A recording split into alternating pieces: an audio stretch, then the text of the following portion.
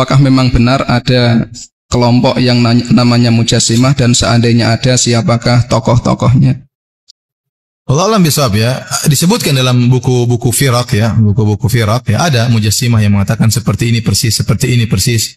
Kalau tidak salah ada sebagian Rafidhah, ada yang bermadzhab Mujassimah mentakif bahwasanya seperti ini ya. Ini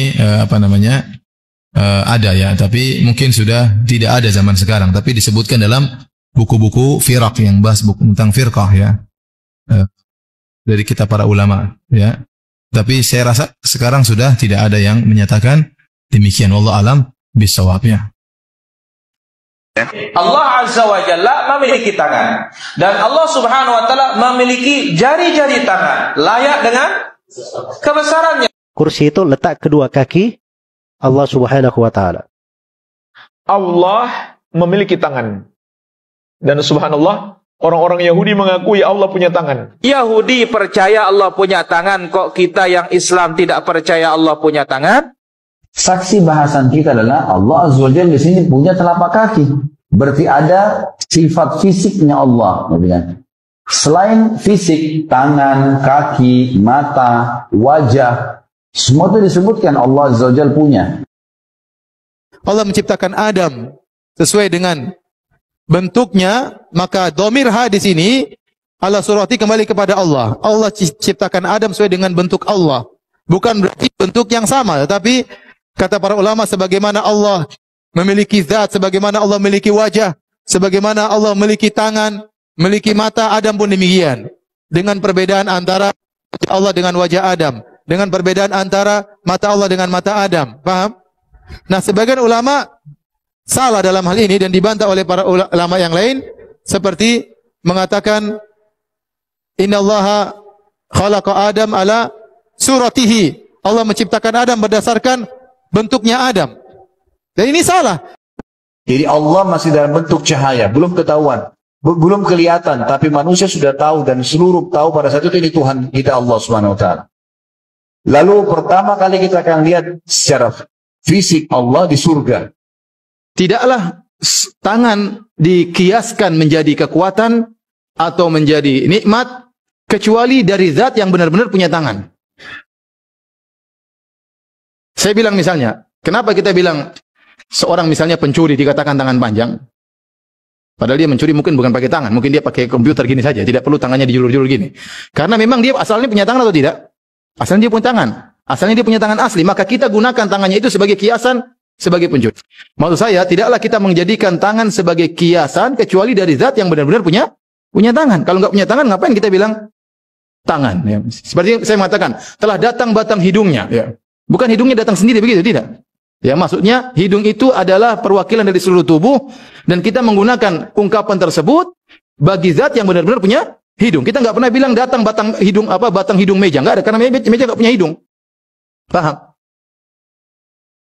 Demikian juga seorang mengatakan wajah bisa diartikan zat. Benar, bisa diartikan zat, tetapi hanya digunakan kepada zat yang benar-benar punya apa? Wajah. Saya tidak melihat wajahnya pada hari ini. Maksudnya tidak melihat orangnya secara penuh. Paham? Tetapi kalau orang tersebut asalnya nggak punya wajah, nggak mungkin kita menggunakan kalimat wajah sebagai perwakilan zat. Paham atau tidak poin ini? Ini poin paling penting. Ya. Taruhlah kita sepakat bahwasanya wajah itu adalah maksudnya zat, tangan artinya kekuatan, namun kita tidak gunakan lafal-lafal tersebut kecuali kepada zat yang benar-benar punya wajah dan punya apa? Punya tangan. Maksudnya Tuhan gunakan tangan yang dinisbah kepada dia untuk muqabalah, untuk bertentangan dengan tangan yang ada pada manusia, tangan hakikat. Semana tangan di sini tangan yang digunakan untuk berbaiat. Yang tangan tu boleh digunakan untuk baiat. Tangan yang kamu paham lah. Kalau kamu tanya apa makna tangan di sisi Allah, tangan yang kamu paham, tangan yang kamu guna untuk baiat tu, itulah maksudnya. Allah katakan dia punya tangan, kita imani. Kalau orang katakan berarti sama dengan kita, siapa yang katakan sama? Ente aja nganggap sama.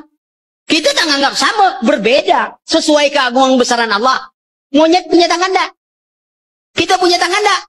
Sama tak tangan kita dengan tangan monyet? Tidak. Lalu kenapa antu mau sama tangan antu dengan tangan Allah? Baju punya tangan, manusia punya tangan.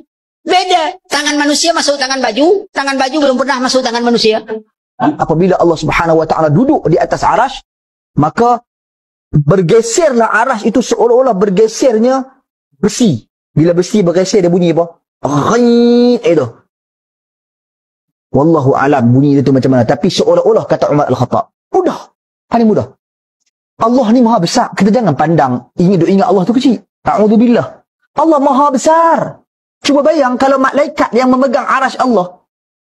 Malaikat yang pegang arasy Allah. Antara telinga dan bau dia 70 tahun berjalan. Kaki. Ini dalam hadis yang sahih. Telinga dan bau. Hingga ke bau. Antara telinga hingga ke bau. Telinga bagaimana, bau bagaimana, wallahu a'lam. Kita tak tahu. Malaikat yang pegang. Ya, yang pegang arasy Allah. Nah, abang betapa besarnya Allah. Saya mau jawab pertanyaan. Kira-kira kenapa Allah nggak bisa kelihatan? Karena Allah Subhanahu wa Ta'ala itu sangat besar. Allah Subhanahu wa Ta'ala sangat besar. Memang manusia nggak mampu melihat Allah. Perlu Anda tahu. Ustaz, saya pernah mendengar kajian dari Ustaz Badru di mana Ustaz mengatakan bahwa Allah itu mempunyai tangan dan kedua tangan Allah kanan semua. Lalu di kajian lain Ustaz menyatakan di mana pada hari kiamat nanti Allah menggenggam langit di tangan kanan dan bumi seisinya di tangan kiri. Pertanyaannya bagaimana mengkompromikan kedua hadis tersebut, Ustaz? Silakan. Memang ada hadis juga yang menyebutkan demikian. Iya. Namun, ya, pertama, bahwa hadis yang menyebutkan bahwa Allah mempunyai tangan kiri itu hadis yang syadz.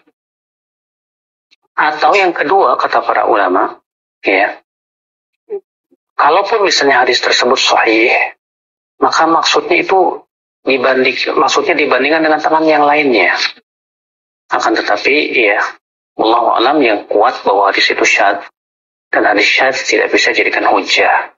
Dan pada waktu itu, ya, saya juga setelah kajian ada yang menegur, Ustaz kok bilang tangan kiri? Saya bilang keceplos.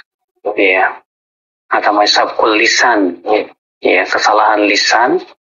Tapi ya, itu sebuah kesalahan tentunya. Yang rajih, yang kuat, yang ditunjukkan oleh hadis-hadis yang sahih, ya bahwasannya kedua tangan Allah kanan. Ya, Allah a'lam. Tidak mungkin Allah menjadikan lafal tangan sebagai kinayah kecuali Allah benar-benar punya tangan. Ulangi. Kita bilang tidak mungkin Allah menyatakan menjadikan tangan Allah sebagai kinayah tentang kekuatan atau tentang kenikmatan kecuali Allah punya benar-benar punya tangan. Kalau Allah benar tidak punya tangan, ngapain dijadikan kiasan? Tanya Allah punya wajah. Ya betagi bidzalika wajh Allah. Sungguhnya Allah mengharamkan neraka bagi orang yang mengucapkan la ilaha illallah dengan mengharap wajah Allah. Baik. Ini menunjukkan Allah punya wajah. Ustaz, maksudnya mengharap wajah Allah itu maksudnya ikhlas. Iya, memang itu maksudnya ikhlas. Tetapi tidaklah diungkapkan seperti itu kecuali Allah punya wajah yang hakiki. Ayat kursi berarti informasi tentang pijakan kakinya Allah di singgasana. Apa yang sering antum baca ayatnya? Wasi'a kursiyuhu samawati wal ard. Apa artinya? Wasi'a telah menutupi. Kursiyuhu, pijakan kakinya Allah di singgasananya. As-samawati wal ard. Pijakan kakinya saja sudah semua tertutupi langit dan bumi. Bagaimana dengan singgasana dan bagaimana Allah Subhanahu wa Ta'ala? Makanya wajib diyakini. Tangan, iya, tangan. Yang dimaksud tangan itu apa? Pertanyaan ini yang tidak wajar. Anak kelas 6 SD, bahkan anak kelas 4 SD tahu tangan itu apa. Kenapa kita yang sudah dewasa, sudah tua, masih nanya tangan itu apa? Wajah itu apa? Turun itu apa? Tentu ini tidak pantas ditanyakan.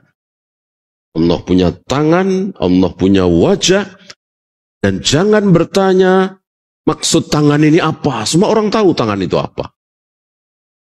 Itu. Maka orang yang mengatakan bahwa betul Allah punya tangan, tapi maksud tangan di sini Allahu a'lam, kita serahkan kepada Allah. Ini benar apa salah? Salah. Salah. Apa istilahnya? Tafwid. Tafwid ini tipis seolah ini manhaj salaf. Diserahkan kepada Allah, ini salah, ini keliru. Tangan bukan wallahu a'lam.